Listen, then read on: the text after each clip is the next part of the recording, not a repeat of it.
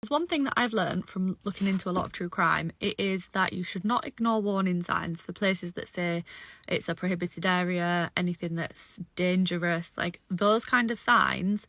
They're literally there for a reason, so please don't ignore them. It's sadly not what happened this day when Colin Scott was visiting Pork Chop Geyser in Yellowstone National Park. He was there with his sister Sable.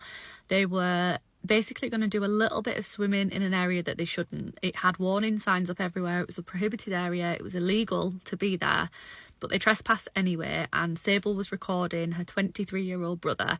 He was walking around on one of the boardwalks. He was walking around and he stepped off Norris Geyser boardwalk, and he was looking for the right area basically for where he was going to get into the water when he slipped and fell in and essentially boiled to death. The awful thing is her phone was recording the whole thing. It recorded him falling in. It recorded her desperately trying to find him.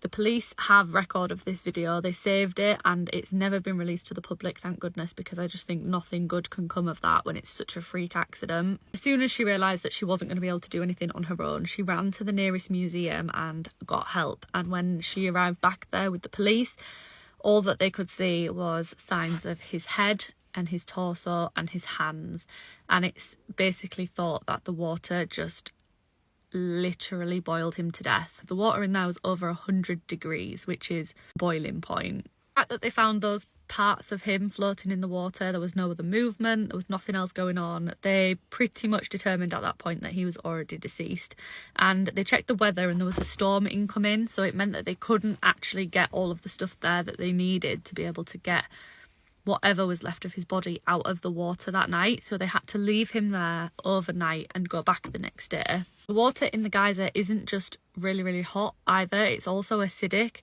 So when they got there the next day, there was literally nothing left other than his wallet and his flip-flops. The acidity mixed with the boiling water just meant that there was nothing else there. It literally destroyed his entire body. It's absolutely awful. It must have been the most horrific way to die, and his sister having to watch the whole thing is absolutely horrible.